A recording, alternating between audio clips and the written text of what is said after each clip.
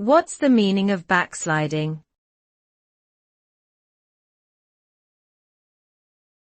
Backsliding.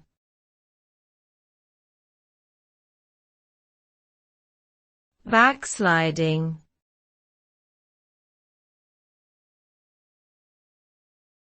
Backsliding.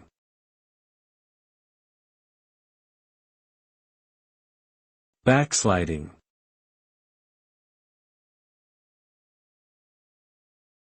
Backsliding refers to the act of reverting to previous behaviors, beliefs, or attitudes that are considered negative or undesirable. It is often used in the context of personal growth, where an individual may have made progress in certain areas but then experiences a setback or regression to old habits or ways of thinking.